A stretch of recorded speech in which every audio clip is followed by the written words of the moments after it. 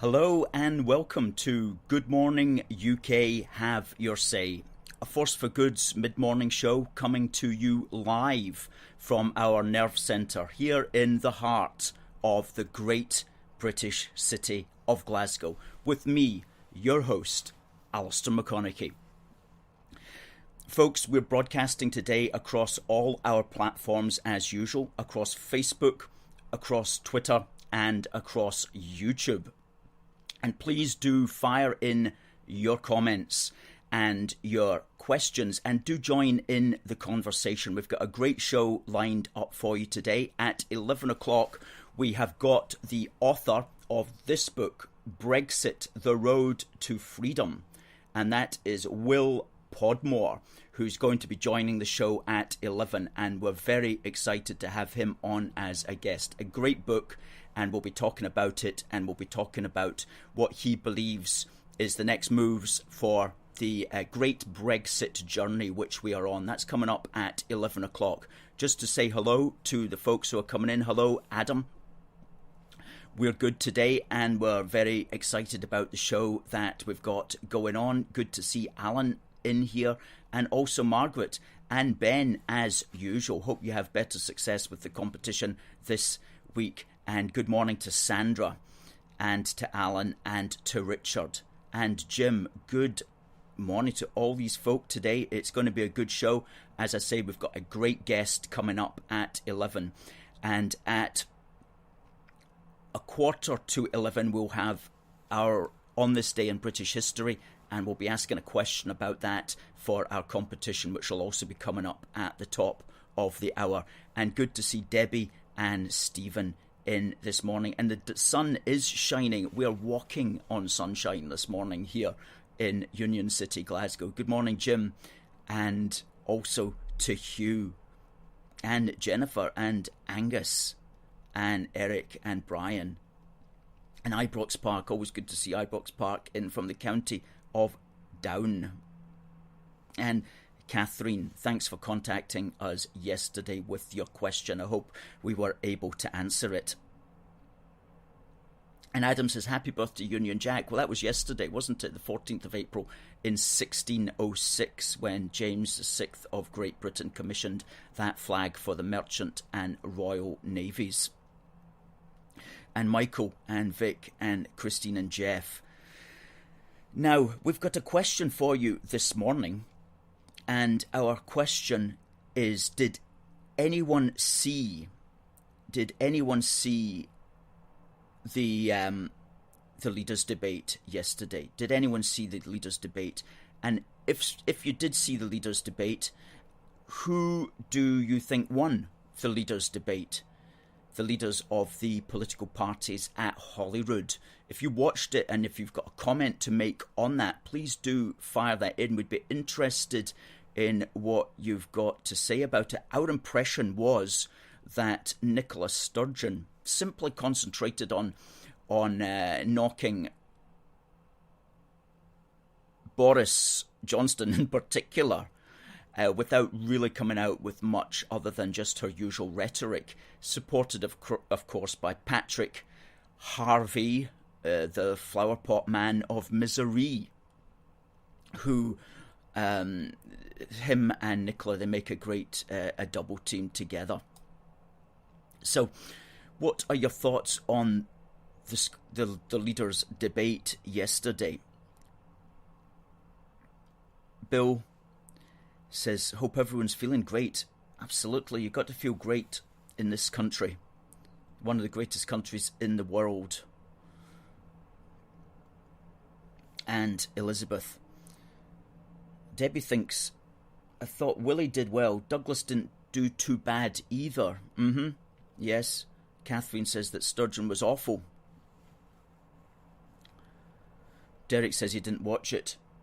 In the great British town of Grangemouth, I no longer watch STV, only watch ITV1. Same with BBC. Is Grangemouth where they've got that Spitfire display in the town centre? Is that in Grangemouth? Because I have to visit that one day. They've got a Spitfire. I think it's Grangemouth. Tell me if that's correct, please, Derek.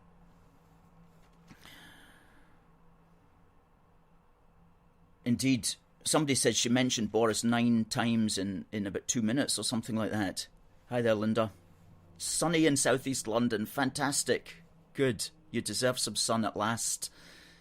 Have you been out? Have you been out in the sun? Stephen says, for such an important event, it was a very weak show by the opposition leaders. This was the opportunity to put the SNP's record to the test. That's right. That's right.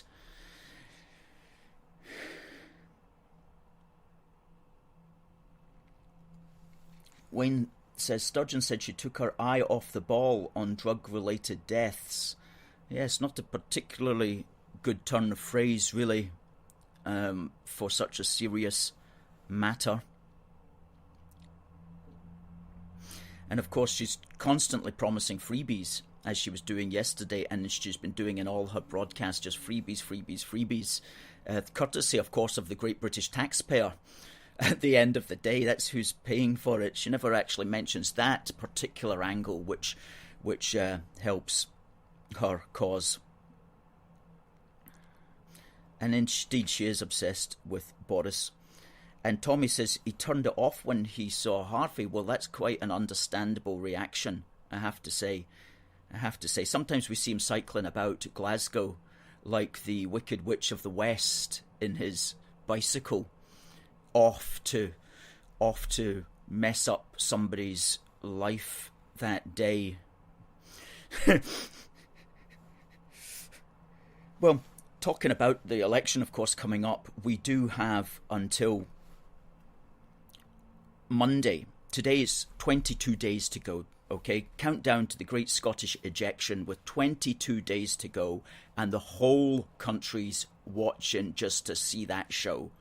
Okay, 22 days until Thursday, the 6th of May, when we are going to purge the Sturge and give Humza the heave and get Slenderman Swinney in the big wheelie binny and make Angus Robertson the soon-to-be forgotten one. Okay, that's coming up on the 6th of May, if everybody votes. Okay, if everybody votes. Now, usually, as we keep pointing out, the turnout at the Scottish election is always derisory. The last 5 elections has been 53% average turnout. Okay, just a little over half. That compares with the last 5 Westminster elections, where the turnout has been 66%. So, as we always say, the people in Scotland are much more engaged at the British level, provably so, than they are at the Scottish Parliament level. But of course, if you live in Scotland, all you hear about is what's happening at Holyrood. But at the end of the day, the people in Scotland are not that engaged with those actual politics, and most people don't vote. And in Humza Yousaf's constituency, the man we call the Injustice Secretary, in his constituency of Glasgow Pollock, back in 2016, 54% of people did not bother to vote in the constituency. Less than half the people in the constituency bothered to vote. So that's how the SNP, one of the reasons anyway, why the SNP keep getting in and staying where they are, because their voters turn out, but the vast majority of people in Scotland just can't be bothered with what's going on. So if we can get the turnout up, then we can purge the Sturge and give Humza the heave, as we like to say. So you've got until Monday night to register to vote if you're not already registered to vote. Okay, you've got until midnight on April the 19th, that's this Monday coming, to register to vote at that address. And if you or your family are not registered, please help them to get registered. Sometimes you may need a little bit of assistance to get registered. Well, if you can help him, please do help him. And let's get the turnout up and let's vote. Now, the postal ballots are going to be arriving on people's doorsteps on Thursday. That's tomorrow. They're going to be arriving tomorrow, Thursday the 15th. And so it's too late now to apply for a postal vote because they're already done and dusted, and the ballots will be arriving on your doorstep tomorrow. Now, how many people in Scotland have registered for postal votes. We got this very good information yesterday from the BBC. 24% of the Scottish electorate has registered for a postal vote. That's high. I mean, that's almost 1 in 4. And as you know, we're not fans of postal voting because we think that it can be manipulated. Postal votes can be manipulated, and they are harder to verify. And so once a country starts going down postal voting or these electronic voting forms, then what you're looking at is the potential corruption of that voting process. So we're not supporters of postal ballots, but we understand, of course, that they exist. And so that's 1 in 4 Scots are registered to vote by post as of today, as of this election. And that's high. In 2016, it was 18%. So it's gone up 6%, but nowhere near where they were expecting it was going to go up. They were thinking it was going to go up to 40%, which would have been like almost half the Scottish electorate registered to vote by post, which would have been very bad. And if it ever gets to that stage, it will be bad, because that will signal a constituency of votes which are highly vulnerable to manipulation. So we don't like that fact, but that's what we have to live with. In the very first Holyrood election in 1999, the number of registered people to vote by post was 1%. In 2003, it was 4%. In 2007, it was 11%. And in 2011, it was 14%. And in 2016, as I say, it was 18%. And it's now at 24%. Who knows where it's going to be in 5 years' time. But we don't want a situation where everybody's voting by post, because that is just so hard to verify. Trying to verify everybody in the country against a signature is basically impossible, to do it quickly anyway. So we'll see how that affects the vote as well. Maybe some of these people will be voting our way, which is to say voting for the pro-UK parties. We're at A Force for Good. We're not recommending any particular party. We're not even interviewing any candidates. We could have done that, but we didn't want to go there lest we were accused of showing favouritism or something like that. So we just stayed out of the political party thing at the moment, and we'll take that right up until voting day and see how it goes. And then afterwards we'll see who wants to come on the programme. But prior to the election, we're not interviewing any politicians or candidates. And we have been asked by several, but we've had to turn them all down for these reasons.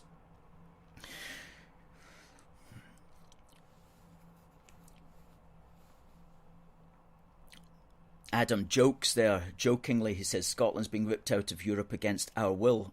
Well, we're going to speak about that with our guest coming up at 11 and 15 minutes' time, who is the author, Will Podmore, of this lovely, excellent book called Brexit, The Road to Freedom. The Road to Freedom. I love that title.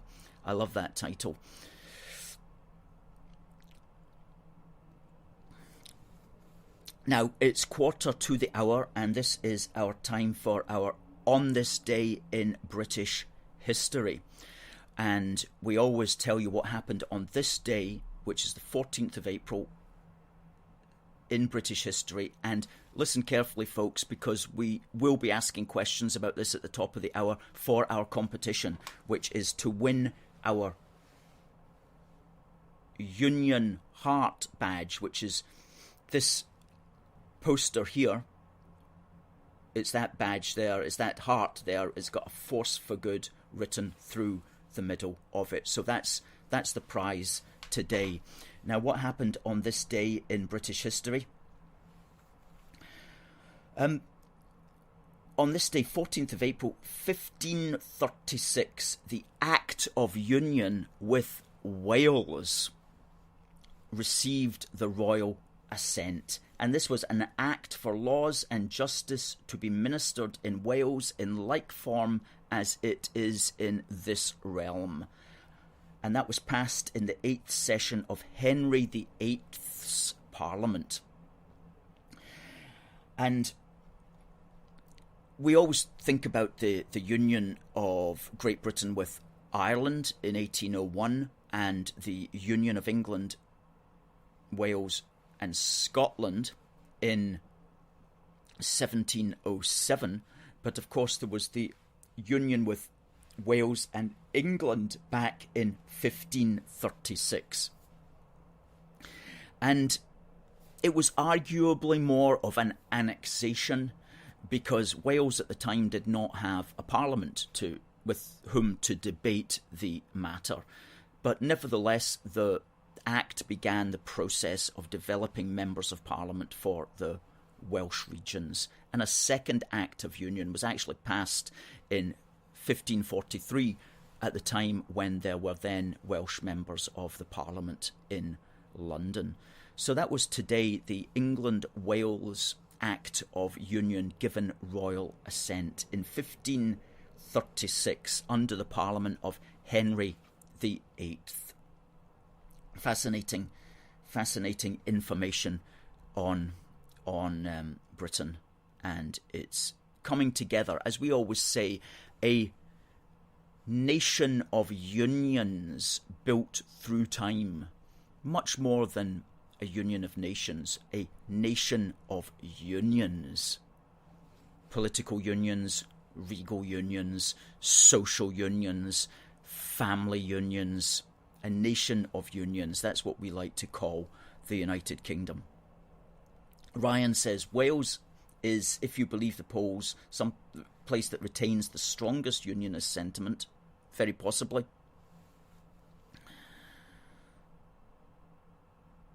Eric says, King Henry Tudor VII was born in Wales. Absolutely.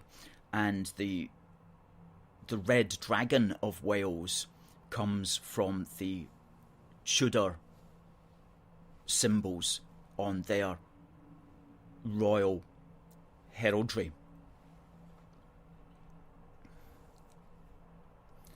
And Ryan says, Wales was not recognised as a kingdom as such, but a principality, hence why it was never included in the Union flag.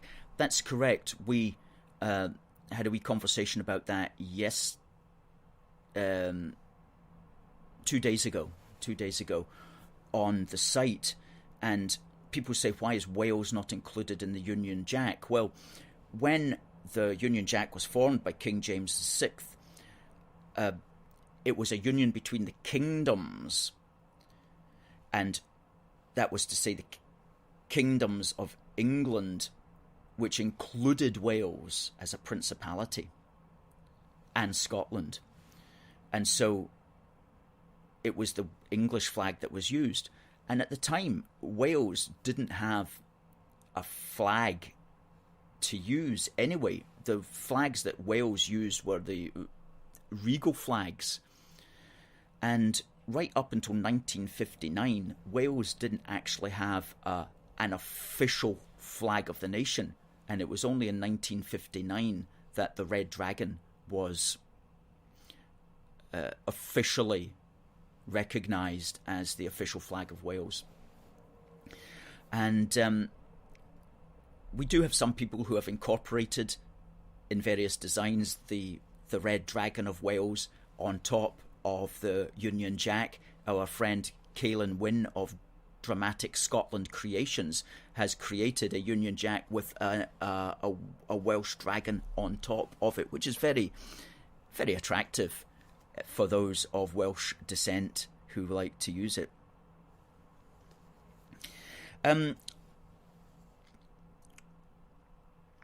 Yeah. So we've got Will Podmore coming up at 11 o'clock, the author of Brexit, The Road to Freedom, folks. Going back to the Scottish situation, going back to the Scottish situation, there was quite a bit of flurry on Twitter yesterday and on the newspapers because of an article which had appeared in the Times. And it was written by somebody called Professor Kieran Martin.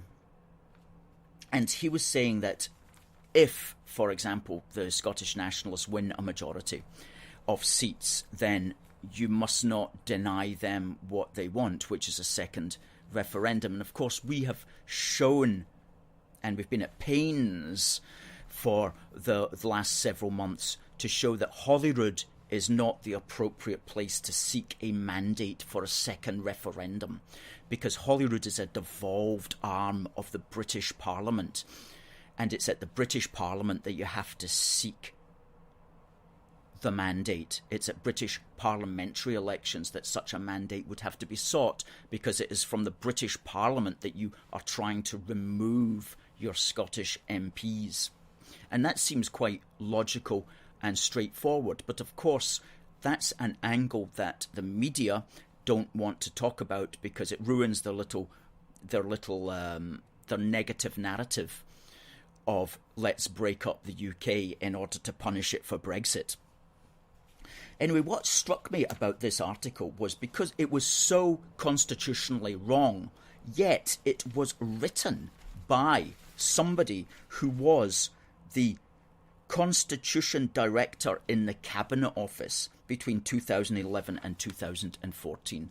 So what this is saying is that this person, and I don't mind naming him, Kieran Martin, was the Constitution Director to the Cabinet, but doesn't know about how the British Constitution works.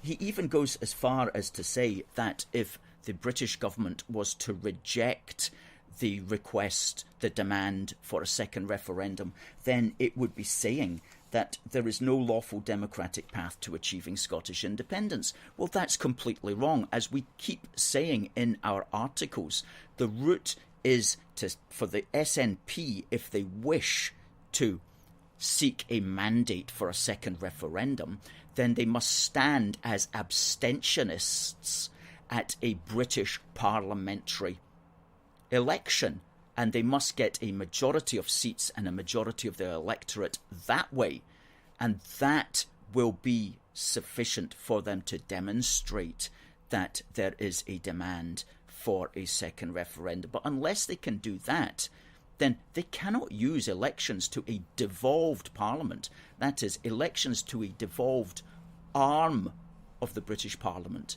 They cannot use elections to that to try to force a second referendum. And you know, I just wonder about people like this, because I was like, well, who on earth is this bloke who claims to be, who has been the constitutional director but knows nothing about the Constitution? And I read that he was also the founding chief executive of GCHQ's National Cyber Security Centre. Now, I don't know about you, but I have never in my life, and I have not led a sheltered life, but I've never even met anybody like that or in these kind of fields or whatever. It's like, where do they get them? I mean, do they grow them in a lab somewhere or something like that? Like, oh, what do you want to do? Oh, I'll be the, can I be the Constitution Director, please, for the Cabinet Office? Oh, and then I'll go on and I'll be GCHQ's founding director of their cyber security agency. I mean, how do you get onto a career path like that and just continually mess up the country? I don't understand where these people come from and how they get to where they get to, and then how they keep getting recognised. And, you know, they write articles for the Times. And I'm afraid it's articles for the Times that the government are going to be listening to. Articles for the Times, which I might add, they get no retweets. They get no retweets. Nobody's really interested in what this guy's got to say, even though he gets articles printed in the Times. Anyway, I'm just having a wee rant there because it annoyed me that somebody who doesn't know about the British Constitution is trying to pretend that he does, when in fact you'll get all the information you want about the British Constitution and how it works properly from A Force for Good. And we'll put up the link there to our article about Holyrood and why you can't seek a second referendum, why it's not the appropriate place to seek a second independence referendum mandate, or a second secession referendum, which I think our guest would probably describe it as, because in his book here he talks about secession as perhaps being the correct term, not independence.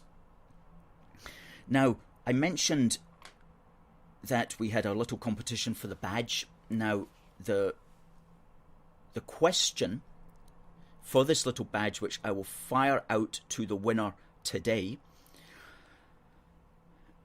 if they send their answer, please, to contact@aforceforgood.uk, and I'll just put up the link to where you want to fire in your answer. Fire it into contact@aforceforgood.uk. The question is, on this day was the Union of England and Wales on the 14th of April 1536.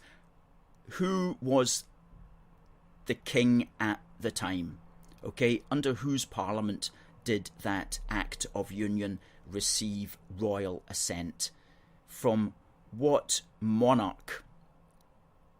What monarch signed off on the Act of Union with England and Wales today on the 14th of April 1536? And this little badge, which is worth a £5, will be winging its way to you. And if you don't win it, you can always buy it for a £5 at our shop, aforceforgood.uk/shop-1.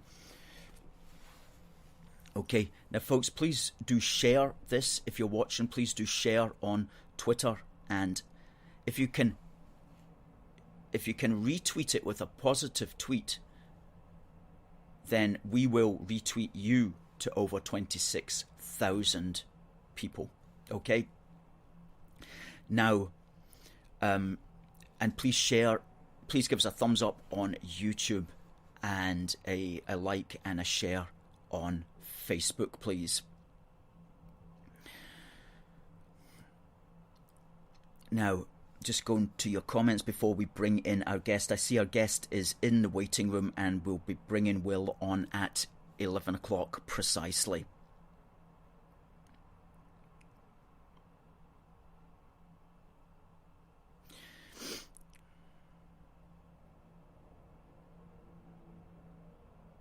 And Ryan there's agreeing, half of the problem the United Kingdom faces constitutionally is due in part to ill-informed politicians from within the annals of power.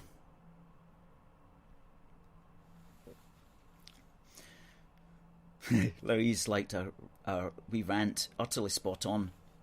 Absolutely. It's always good to have a wee rant, especially when you read stuff like that and it's just like, just annoys you, you know. Oh.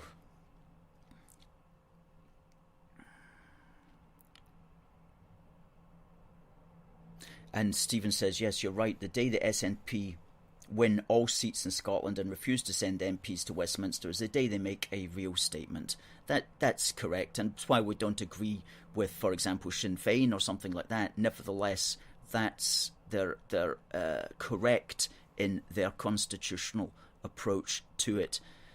As far as trying to leave the UK is concerned for them. I'm just going to get rid of this banner here, and I'm going to bring on our guest. Let me put on.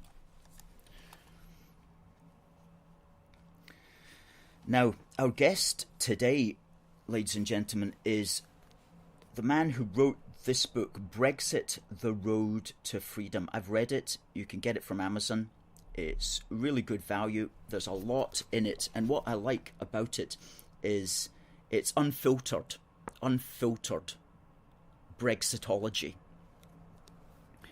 A powerfully written book which addresses, and I'm reading from the back of it here, addresses profound issues of democracy and political economy. It is readable, concise, yet a comprehensive guide to the EU referendum campaign and its place in Britain's democratic advance. Now, it was written in 2018, which was 2 years after the Brexit vote. It points out the political and economic weaknesses of the arguments for a United States of Europe, and it concludes that we were right to vote to leave the EU and to assert the politics of democratic national independence. It outlines the key elements of a political and economic future for an independent Britain which would create greater prosperity than the Eurozone. And that's some of the points that we want to touch on today with our guest, Will Podmore. So folks, please do say hello to Will. I'm bringing him in right now. Good morning, Will. Good morning, Alistair. Good. Very How much are you? for inviting me. I'm very well this morning, thank you. Here in sunny London. Excellent. And how is London after the slight freeing up from the lockdown? I think because you're getting freed up down there a lot quicker than we are up here in Scotland, where we're still in chains, courtesy of Madame Sturgeon. How are things on the street down there at the moment? Very lively. It was really heartening to see lots and lots of young people out and about, actually enjoying themselves again, thank goodness, at last. You know, going to the pubs, having a great time, going to the restaurants, booking the tables, you know, behaving sensibly, but fairly uproariously. And they were really having a great time. And it was very heartening to see. It was great fun. I'm glad to hear that. Because for well over a year now, normal life seems to have been put on hold. So I'm glad people have remembered how to act normally. Now, I'd like to speak about your book here, Brexit, The Road to Freedom. And can you perhaps just give us a little bit of background into why you became interested in this particular topic? Because you're not a politician, I take it. You're not an elected official or anything like that. Just as a citizen of the UK, I co-wrote a pamphlet about it in the 1990s. I wrote a book called The EU is Bad for Britain, a trade union view. I wrote that in 2004, and this is just a kind of update. I've also just finished the manuscript of another book, which will hopefully be published very soon, on the subject of independence for a united Britain and how that will be of benefit to all the citizens of Britain, including and Wales, crucially.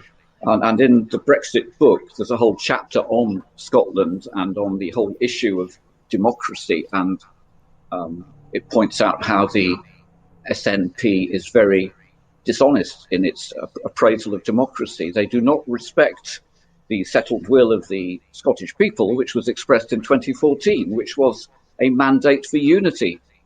Surely that was the mandate, and that should be respected. And Salmon, whoever he is, and Sturgeon both pledged in writing to respect that mandate. They pledged before the vote to respect the outcome. And of course, we know that they didn't. They reneged on it.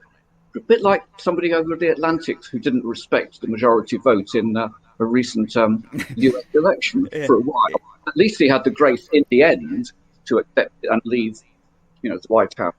But the SNP has never respected that vote of 2014, and it has subsequently refused to respect also the 2016 vote, which was again a majority vote of the people who are entitled to vote across the whole country, and no minority is entitled to veto the decision of a majority.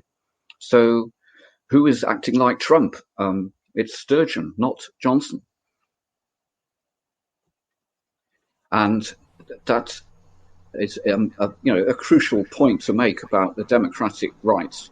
So the SNP has no right to be talking about democracy on this issue at all. That's such an important point, because as you make the point here that when we went into the 2014 referendum, we were well aware that it could mean that we would leave the EU as a consequence of a UK-wide vote. It was, you say, this was a risk that the electorate was apparently prepared to contemplate, given that they also voted for Scotland to remain part of the United Kingdom. And it's so true. We knew that that was the one of the things that could happen.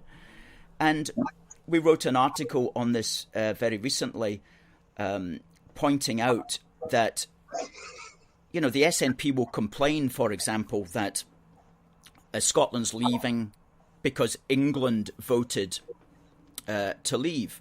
But what could have happened, actually, is that, and we show in our article, which we published last week, a small change in the votes.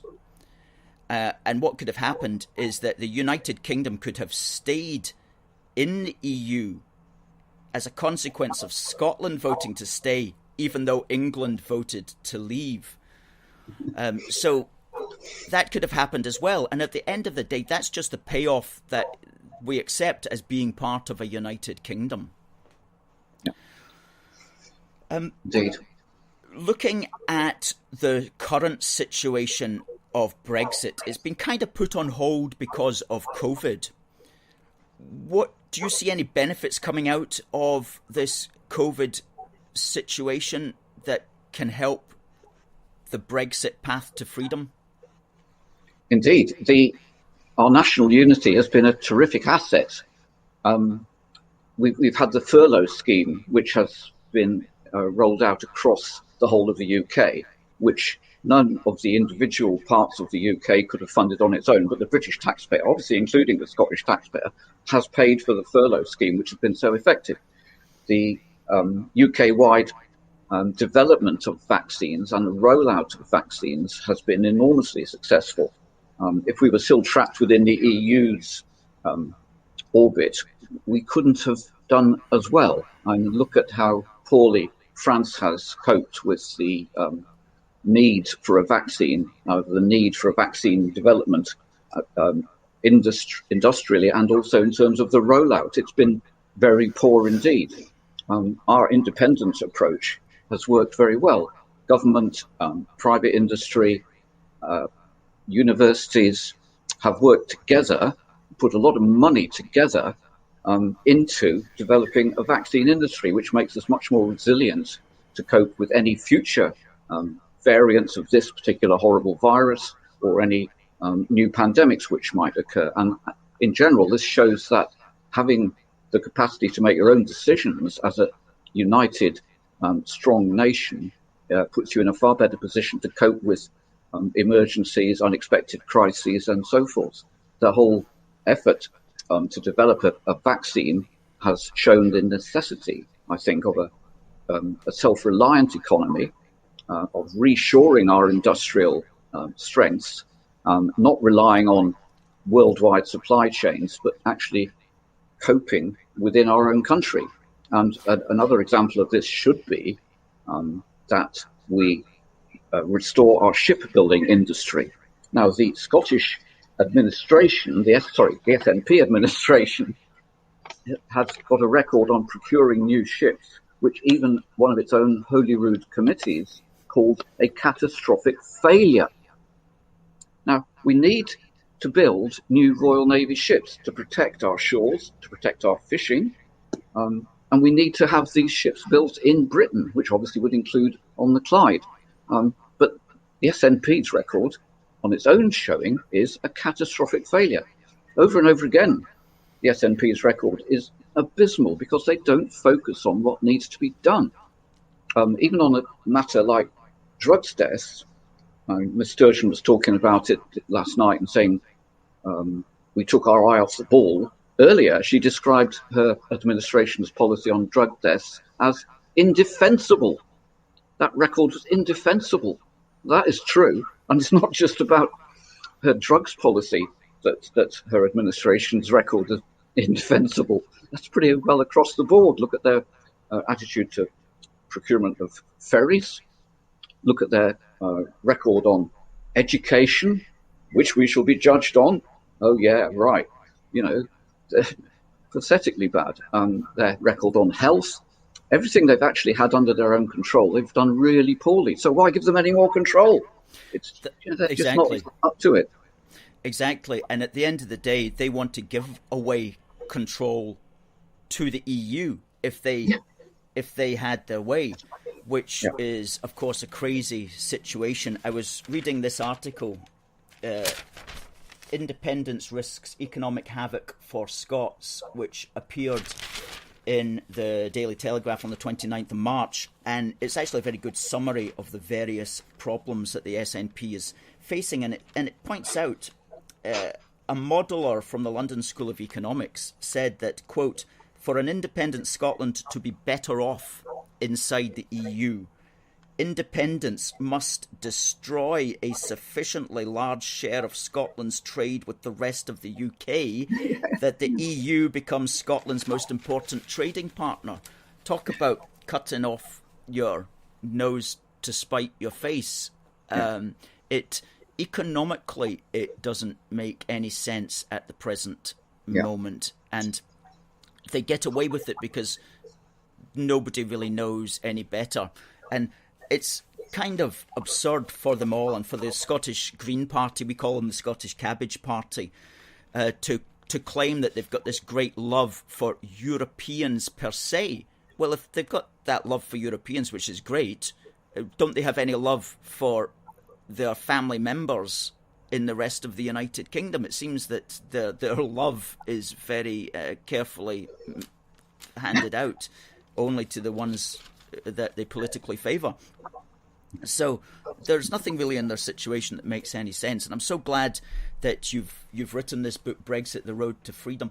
What sort of things, if you were the Prime Minister at the moment, I wish you were, Will, actually, as Prime Minister, but if you're not, if you were, what would you be doing to further us on this road to freedom?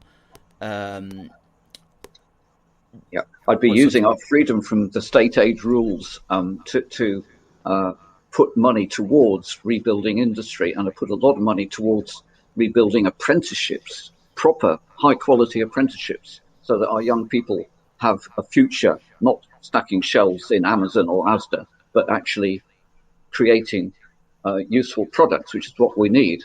That's something that I should make a very, very high priority.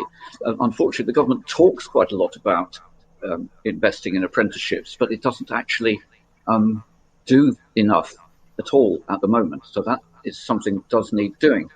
I mean, you talked about the Greens, and their policy, as expressed the other night, explicitly, is to destroy 100,000 jobs in oil and gas production in the North Sea. I mean, talk about an act of self-harm, talk about an act of destruction. That should be publicised. This is the SNP's key ally, which has enabled it to maintain its administration. And they are talking about destroying jobs, 100,000 skilled, necessary, important, useful jobs. I mean, how bad can you get? Professor David Blake has written a brilliant piece, which I recommend to everybody, on fantasy economics, which, no surprise, is talking about the SNP's economic policy, which is rather hampered anyway by there being the party of the euro. The SNP wants Scotland to separate off from the pound, which has been a stable, reliable currency, and join the euro, which has been catastrophically bad, as we know, for small countries. Ask the people of Greece, ask the young people of Greece in particular, what the euro membership has done for them, for their employment prospects. It's wrecked the Greek economy. And Professor David Blake says that secession, separation, I always use those terms, never use the term independence for Scotland, but secession or separation would cost Scotland £26 billion, which is 15% of Scotland's GDP, which would mean that to sustain current levels of spending on health and education, income tax would have to rise from 20% to 46%. Again, that's not something the SNP is going to tell you very much about. They're going to try and ignore the fact that they haven't got a proper policy on the currency. They pretend they could still hang on to the pound, or at least to the assets of it. They pretend they wouldn't have to join the euro. Every new member state of the EU has to join the euro. They just lie about it. But they know that the euro is desperately unpopular. Polls show that 18% of Scots, I'm surprised it's that many, think that joining the euro would be a great idea. Salmond at the last referendum talked all the time about how we would definitely be able to hang on to the pound, which was a lie, but it was a very, convincing lie, which helped a lot of people to vote the wrong way, to vote for separation then. Yes. Yes, there's so many good arguments for staying part of a successful union. So much of Scotland's trade is with the rest of the UK, and that its share of trade with the EU has been falling and is not important. But Sturgeon always talks about how damaging it is to take Scotland out of the EU with its trade relations with the EU, but ignores completely that, if that argument holds any water, it would hold water 3 times over when it comes to the matter of Scotland's essential trade with the rest of the UK.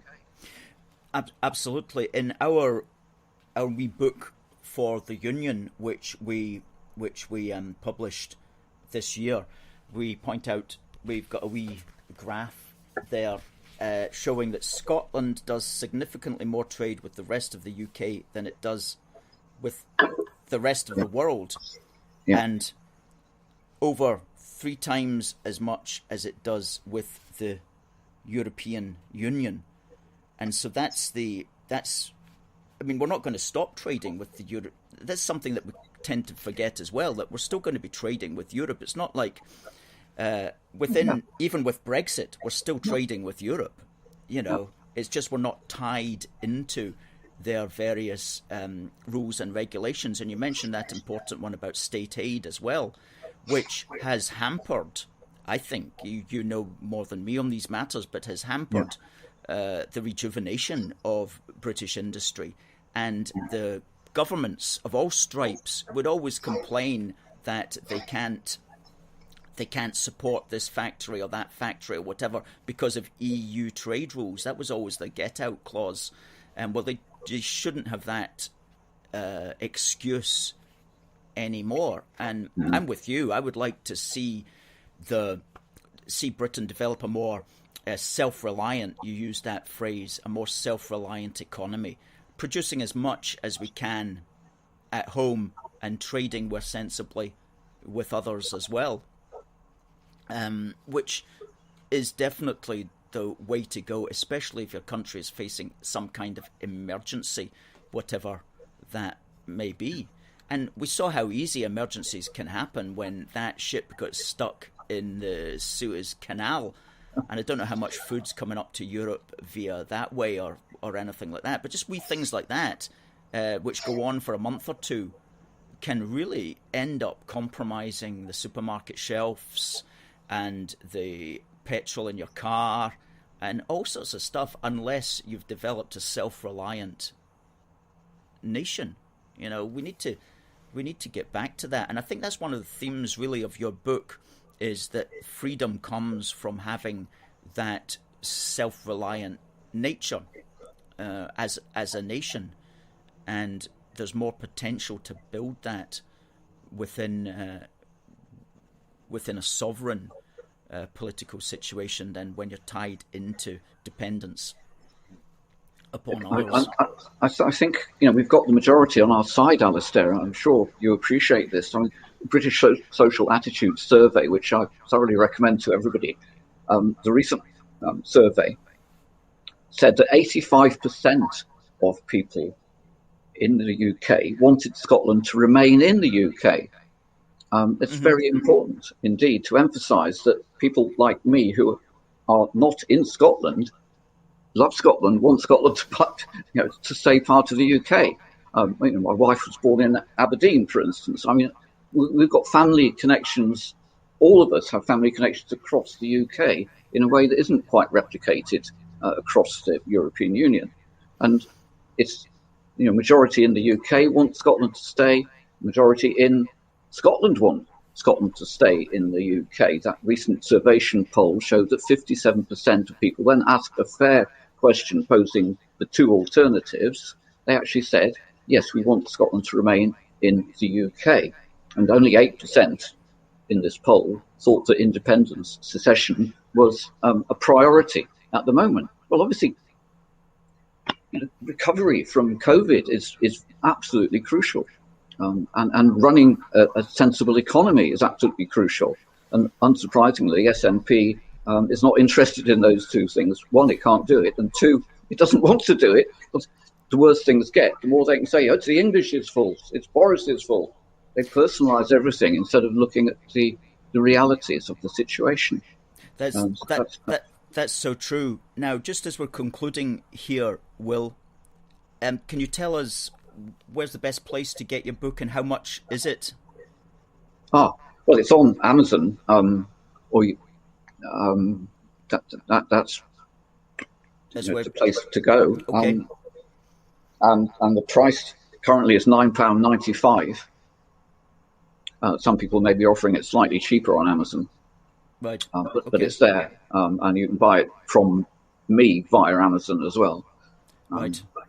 Yeah. Okay, good. Well, that's Brexit, The Road to Freedom by Will Podmore. And when you mentioned you've got another book coming out, when do you think that's likely to be published? Later this year. It's in production at the moment. I was hoping to get it done before May the 6th, but that can't quite be done. But yes. it should be later this year. I can't say exactly when. Okay. But it's in progress at the moment. The manuscript is with the publisher. He's doing a terrific job on it. A very good publisher, Eye2Eye. Lionel Ross is the chap, and he's a very fair-minded man. And he's, as I was saying earlier, he doesn't impose conditions. He doesn't say, "Oh, you can't say that," or "That's a bit politically incorrect," or something like that. He's a good chap, a very good chap. Excellent. Privileged to work with him. As it's been indeed an honour to work with you today and to speak to you today. Thank you very much. You're welcome, Will, and thank you for everything that you've done for the cause as well. And we'll get you back on one of these days as well, especially when your new book comes out. We'll have a look at that, and we'll get you to speak about that as well, because at the end of the day, it is about all of the British people together walking down that road to freedom, not the Nicola Sturgeon's road to hell. Okay, so on that thought, Will, I'll say goodbye. A lot of people enjoyed your comments there, and a lot of good comments came in. Somebody said, "This bloke is fantastic." So they liked you. Good stuff. Okay, I'll say goodbye, Will, and we'll see you again. Goodbye, Alistair. Thank you very much. Goodbye, everybody. Thank you. Right. Will Podmore, author of Brexit, The Road to Freedom, which is available on amazon.co.uk, and that's a good one. And Will is a great chap with a lot of common sense as far as these things are concerned. So thank you very much to Will. Catherine says thanks. Alan says could be an amazing read. Ken says cheers. So thanks to our special guest this morning, Will Podmore, and we'll have another guest next week. One of the lads from the UNN stable, the Unity News Network stable, Oliver, will be joining us next week. Now, next week will be even closer to the Great Scottish Ejection. Something I want to talk about is that on the 1st of May, we're going to have a counter presence in George Square in Glasgow, because the marching wing of the SNP, who call themselves All Under One Banner, are going to have a static demo in George Square. Now that's going to be Saturday the 1st of May, and that's going to be 6 days before the Great Scottish Ejection. And so the media are going to be there, and they're going to be looking to take photographs to create and to get optics for their newspapers and media and so on. So we have to be there holding the British end up. Okay? We have to be holding the British end up in George Square on the 1st of May. Now, we're already in talks with the authorities on this matter in order to do it as they want it to be done because of this COVID situation, which will still be there, still be lingering on. So it will all be done properly and safely, and it's going to be a very good day. Now, if you want to join us, please do contact us at contact@aforceforgood.uk, or send us a message on Facebook or whatever, and we'll keep you in the picture of how you can join us. And everybody who's been out with us in the past will receive an automatic invite anyway. But if you've never been out with us before and you'd like to be out with us, please do send us a message, and we will we'll keep you in the picture. So that's the 1st of May, Saturday the 1st of May in George Square from 1 o'clock to 3 o'clock is their rally. So please put that in your diary, and if you want to join us, please do contact us. Best not just to turn up on the day, best to contact us so that we know that you're coming, and so that we can give you the proper information. And now, who won the competition? The competition was for the little badge, and the question was, on this day, the 14th of April in 1536, was royal assent was given to the Union with Wales Act. And who was the king that gave the royal assent? And the answer was, of course, Henry VIII. And I'm glad to say that we have got a winner.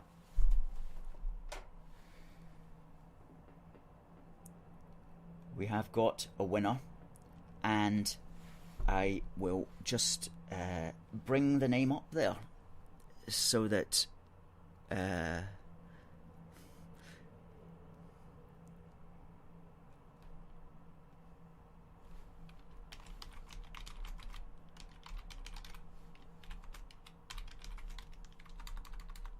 winner, who correctly told us it was Henry VIII, is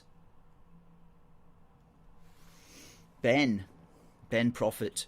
Congratulations. This little badge will be winging its way to you this afternoon. Just fire in your address there again, Ben, and we'll get that to you. Congratulations.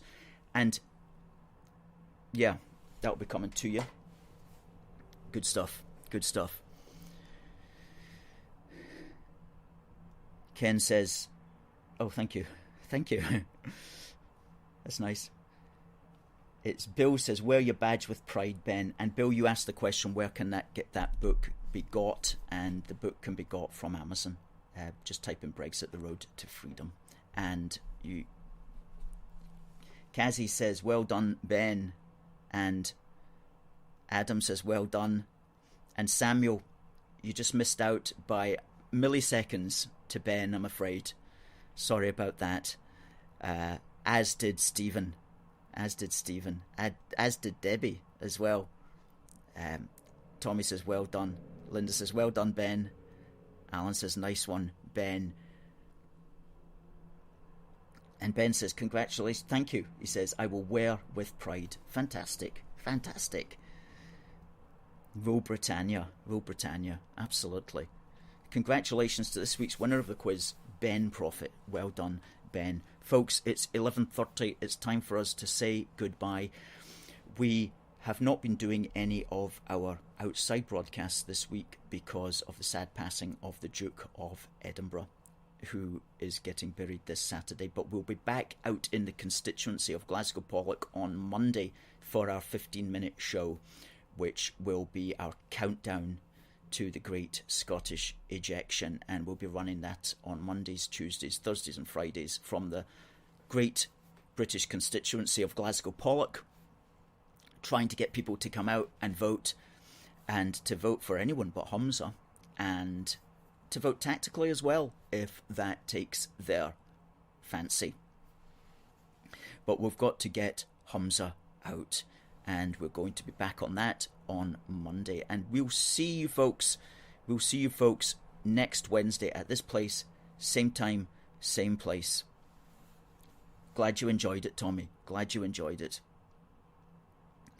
And Catherine says, thanks, Alistair. Awesome as usual. And Alan says what we all say, enjoy your afternoon, everyone. It just remains for us to say, God bless the United Kingdom and God save the Queen. See you next week.